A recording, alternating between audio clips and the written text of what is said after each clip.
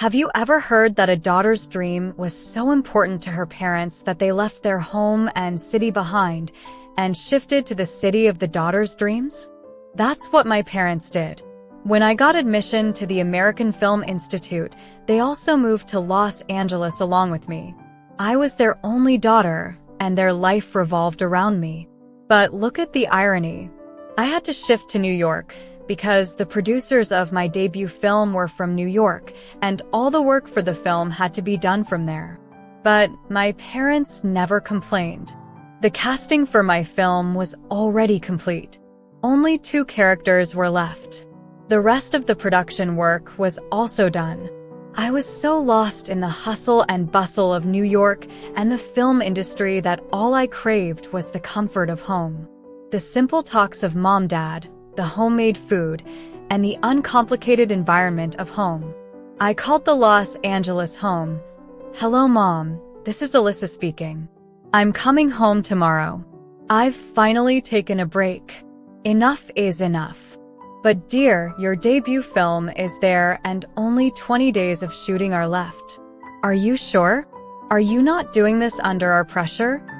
Mom spoke with her usual perspective of giving more importance and attention to my words. "No, Mom, I've already spent so much. I'm coming to recharge my batteries. I'll reach by 1 p.m. and yes, this time, please tell Mrs. Johnson that I'm really craving to eat her homemade cheeseburgers. I've been longing for that taste." Mom spoke a bit firmly. "Oh, so our homemade burgers are not good enough? Don't be jealous, Mom. There's a different perfection in her cheeseburgers.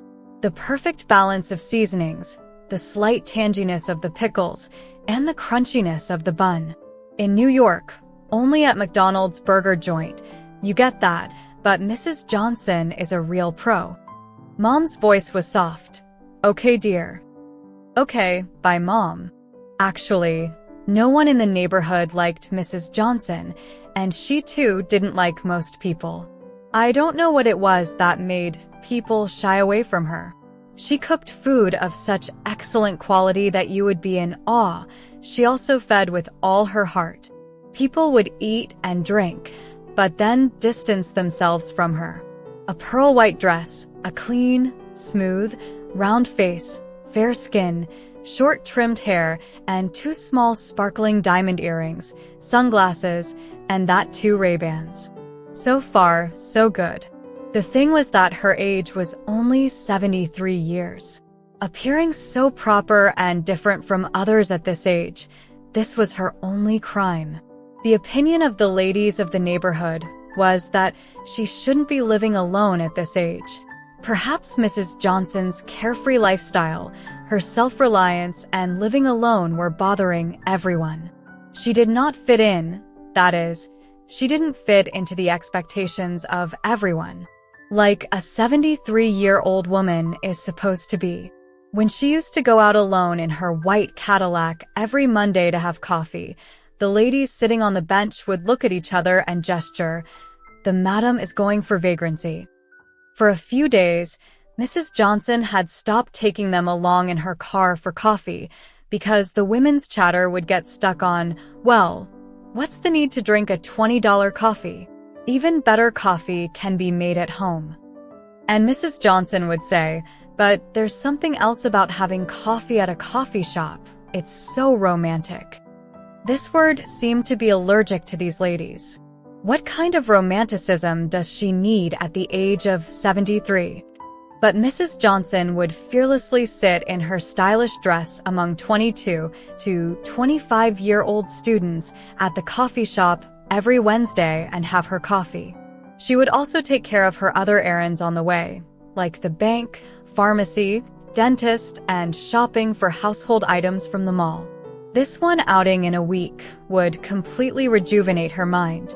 She would also go to the nearby cinema hall once a week. She would watch the movies alone. Many times she had tried to take the bench ladies along. Then came the same talk. The ticket for the morning 9 a.m. show is just $10. Mrs. Fitzgerald only wanted to see the morning show, but Mrs. Johnson didn't want to watch the late-night show by saving $7 at this stage of her life. So, she would watch the 4 p.m. show alone. Now, when she would go to watch the film, her pearl white dress would catch the eyes of the women. You know, this whiteness is not found at home. It's the magic of the dry cleaner, Mrs. Smith said. Mrs. Johnson would certainly get her dresses dry cleaned because she liked cleanliness and white color was her favorite. For the last 2.5 years, the people in the neighborhood couldn't understand one more thing. Suddenly, at this age, from where did this passion for learning classical piano come? And now at this age, where was she going to perform, which she practiced for 2 days a week by calling a teacher? But Mrs. Johnson's enthusiasm did not diminish, and she did what no one had thought of. In the annual 4th of July celebration, she played a patriotic song on the piano and left the people astounded.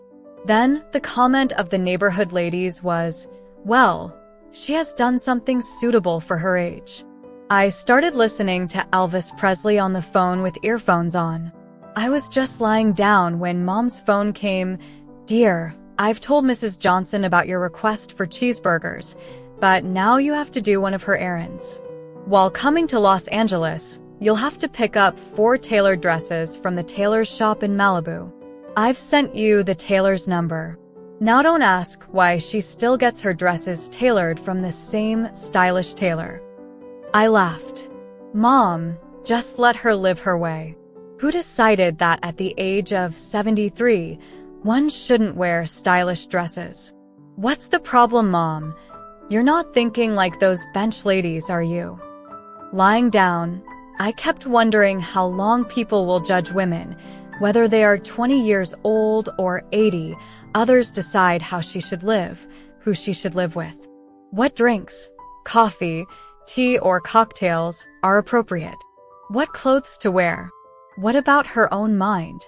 People started judging Mrs. Johnson even more when her husband got cancer 3 years ago. She fought with him but lost and left his wife alone. For 2 full years, Mrs. Johnson was engrossed in taking care of her husband.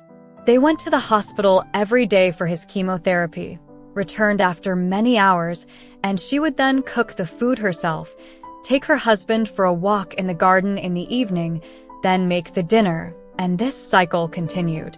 Being a perfectionist, she also did all the household chores herself, as she did not like the work of maids. In all this hustle and bustle, no one ever realized that Mrs. Johnson was secretly very angry and disappointed with her husband, because despite her repeated requests, he continued to smoke cigars. The thing that irritated the wife, he kept doing for years, and now he had put both their lives at a crossroads. Not a crossroads, but had thrown them onto the highway of death. No one knew that Mrs. Johnson had become very angry with her husband, her imperfect life, with herself and the world, and she could not stop the bitterness growing within her. One day when Mrs. Johnson returned from the hospital, my mother was standing at the door with a meatloaf and mashed potatoes. As soon as the seasoning was added to the dish, Mr. Johnson's terrible cough started, which startled Mrs. Johnson, and all the bitterness poured out of her mouth. "If all this of his is over, I want to live my life my way from now on." Hearing Mrs. Johnson's blunt words, my mother was stunned. Is she just fulfilling her duty as a wife in the final stage of cancer?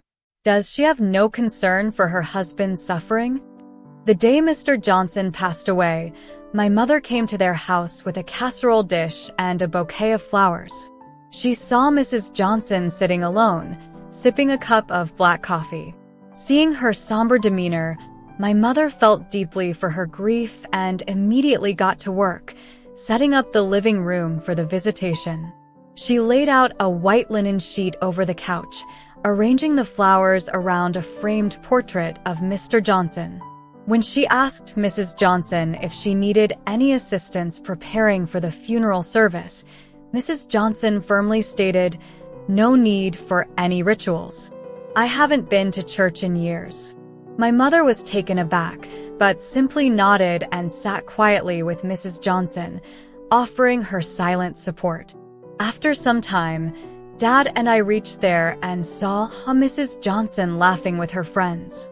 There were no traces of tears, as if she was engaged in gossip, taking a relieved breath. Now I will cook and eat my favorite vegetables.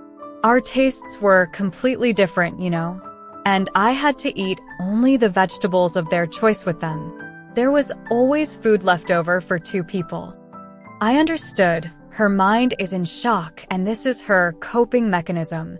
Otherwise, how could someone become so harsh after living together for 47 years? Suddenly, my mind bell rang.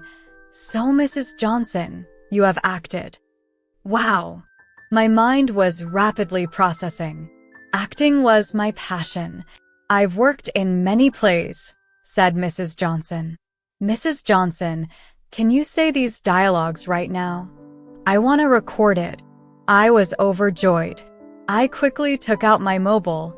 Hey, are you taking my audition? The sparkle of a true artist shone in her eyes. I've left all that behind, dear. Oh yes, your first film is about to start, right? Go ahead, dream a lot, and get married only when you've made something of yourself. When your mind is ready, then only do it. I handed her the dialogue and pulled her to the balcony in the natural light. She put on her glasses and started reading the dialogue on my phone screen, and I kept watching her, enjoying the cheeseburger. My mind was crystal clear. This is my film's Naomi, the offbeat character I had written with great passion. As soon as the camera was on, Mrs. Johnson came into full form. Her art was still shining the same way, and I was amazed. The agility and naturalness with which she handled the entire scene. The joy in my mind had no bounds, as if we never forget how to ride a bicycle, and even after years, as soon as we start pedaling, all the memory comes back and our balance remains intact. As soon as the camera was off, Mrs. Johnson chirped with joy and said shyly, "I'll get the delicious ginger tea." When she brought the tea, I said while watching the recorded video, "Too good. The tea too, the cheeseburger too, and you're acting too. So done. You are my Naomi, a grandmother who stands up for her granddaughter against the rest of the family." Agreed. 100% agreed. Mrs. Johnson giggled. Just a 10-day schedule, Mrs. Johnson. You'll stay at my house and come with me for the shoot. We'll sign the contract in New York. So, Mrs. Johnson, pack your bags. You'll come to New York with me in 2 days. She was silent. Her eyes welled up. Mrs. Johnson, don't say now that these are tears of joy. That's a very melodramatic. We both laughed. There seemed to be a buzz in the entire environment. What did not happen then, happened now. True, there is no age limit for dreams. If you have enjoyed this story, please like, share, and subscribe my channel.